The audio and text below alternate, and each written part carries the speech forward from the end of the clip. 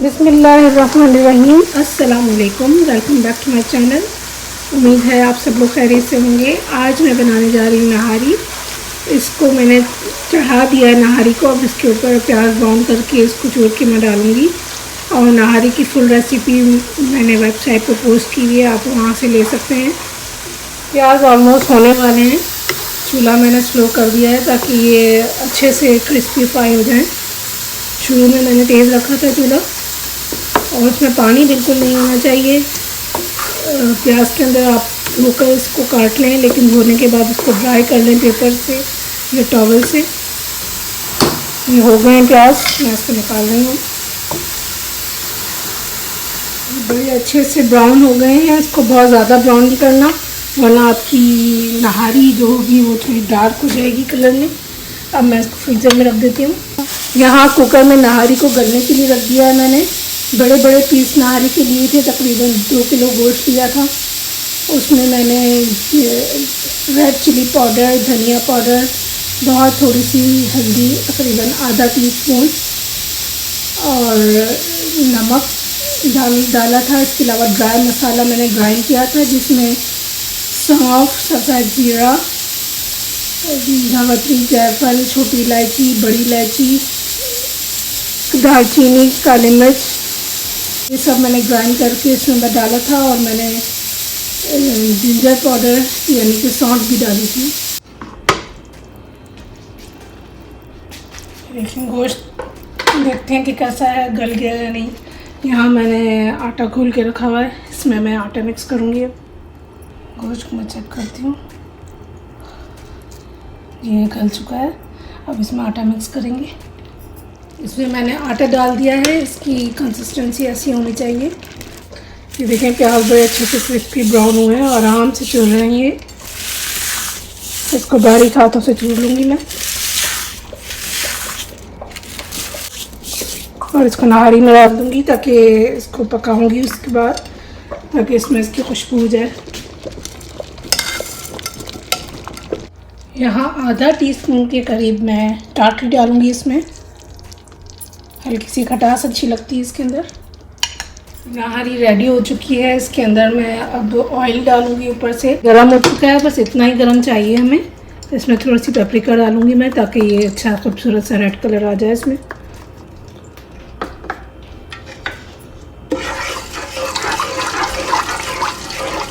और इसको मैं नहारी के ऊपर डालूँगी।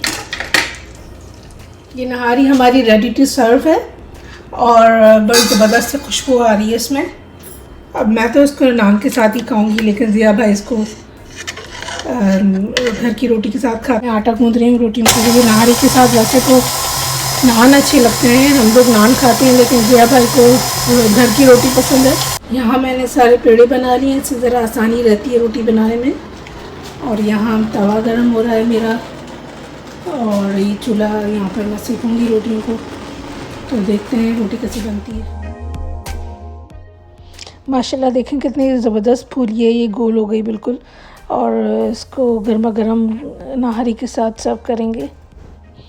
ये रोटियां रेडी हो चुकी हैं। इसको प्लास्टिक बैग में डालकर मैं क्लिप लगा दूंगी, और जब रोज़ाना हम निकालेंगे इसको तो ये बिल्कुल फ्रेश होंगी माइक्रोवेव करने के बाद। ये तकरीबन 5 से 6 दिन चल जाती हैं। बीच में हम पुलाव या बिरयानी वगैरह भी बनाते रहते हैं, या सादे राइस, तो ये 4-5 दिन तक चल जाती हैं हमारे। वाह, ज़बरदस्त सी नहारी, बड़ी गुड लुकिंग। देखें और कितनी मज़ेदार से खुशबू भी आ रही है इसमें। इसको रोटी के साथ खाएं, नान के साथ खाएं। वैसे मैं कभी कभी चावलों के साथ भी ट्राई करती हूँ नहारी को।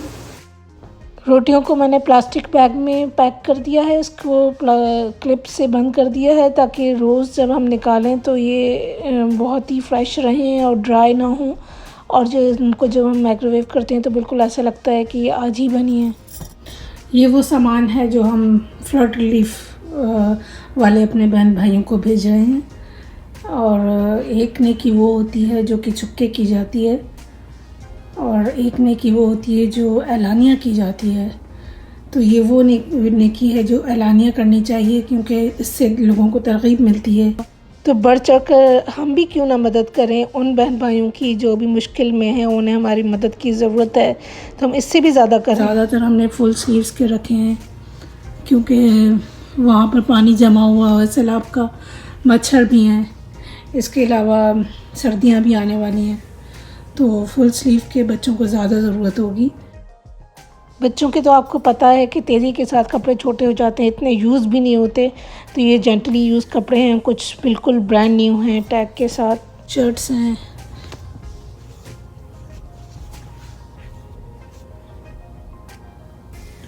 इसके अलावा ये पैंट्स हैं। ये ताहा की और अहमद के कपड़े हैं। ये ताहा कुछ पाकिस्तान से लाए थे, 3 साल पहले आए हैं ये लोग, तो कुछ पाकिस्तान से लाए थे, कुछ यहाँ पर ख़रीदे। अब पैंट्स वो पहनते नहीं हैं, उनको कंफर्टेबल नहीं रहता, तो पजामे पहनते हैं वो। तो पैंट्स उनकी बिल्कुल नई की नई ऐसी ही रखी हुई थी, हमने सोचा कि ये भी दे दें। ये पजामे हैं, ये सारी पैंट्स हैं, जीन्स की हैं ये। इसके अलावा फुल स्लीव्स की शर्ट है, ताहा की साइज़ की, यानी 12-13 साल के बच्चे की।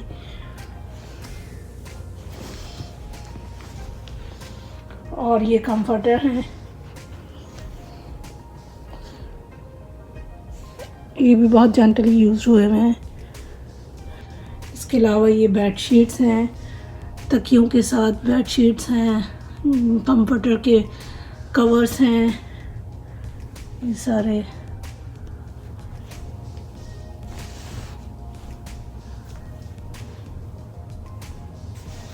और ये पैंट्स हैं, ये मेरे अबाया हैं जो कि मेरे थोड़े से मैंने यूज़ कर लिए थे, तो अब मैं नए लेकर आ गई, तो मैंने कहा कि इनको भी निकाल देती हूँ, ज़रूरत के काम आ जाएंगे किसी के। तो ये हुडीज़ हैं, ये फ्लीस की फुल स्लीव है, और ये स्वेटर है,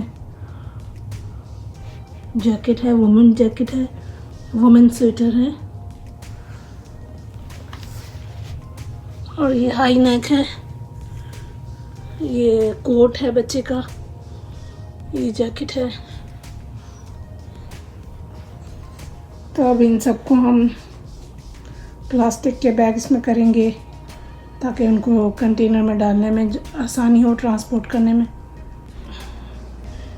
ये टोडलर के हैं, 1.5 से 2 साल तक के बच्चे के लिए वनजीज़ हैं, जो कि एक पीस होता है नीचे से ऊपर तक। तो ये भी अच्छा है मच्छरों से प्रोटेक्ट करने के लिए बच्चों को, और सर्दी से भी। ये टोडलर्स के सारे कपड़े हैं, अहमद के हैं ये। अहमद जब छोटे थे पहनते थे, फिर ये बड़े हो गए। ये उनैज़ा के कपड़े हैं, जो कि बहुत ही जेंटली यूज़ हुए हुए हैं, लेकिन उनके नए कपड़े बन गए। पाकिस्तान से बनवा कर ले आते हैं हम लोग काफ़ी बल्क में, तो वो पहनते हैं। फिर कोई और किसी का चक्कर लगता है तो मंगवा लेते हैं। नया बैच आ गया था मेरा कपड़ों का, तो मैंने ये निकाल दिए।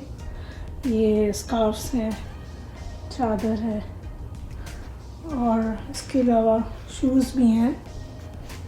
अब कुछ शूज़ और भी जॉगर्स वगैरह हैं मेरे पास, वो नीचे स्टोर में है, मैं निकालूंगी इनको। जॉगर्स वगैरह, बंद शूज़ की ज़्यादा ज़रूरत होगी वहाँ पर मेरा ख़्याल है।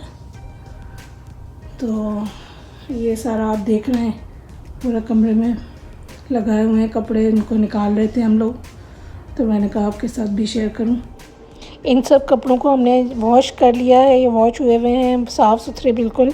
अब इनको हम इस्त्री करेंगे, जिन जिनको ज़रूरत है उनको इस्त्री करेंगे, बल्कि कुछ सूट्स वगैरह को तो उन्होंने ने इस्त्री कर भी दिया है, और बाकी जिनकी ज़रूरत महसूस होगी उनको इस्त्री करके और उनको प्लास्टिक बैग्स में बंद कर देंगे। ये कपड़े डिलीवरी के लिए रेडी हो चुके हैं। उम्मीद है आपको मेरी वीडियो पसंद आई होगी। प्लीज़ इसे लाइक और शेयर करें, और सब्सक्राइब करना ज़रूर याद रखें। अपना रखिएगा बहुत सा ख्याल, दुआओं में रखिएगा मुझे याद। फिर मिलूँगी नेक्स्ट वीडियो में, तब तक के लिए अल्लाह हाफ़िज़।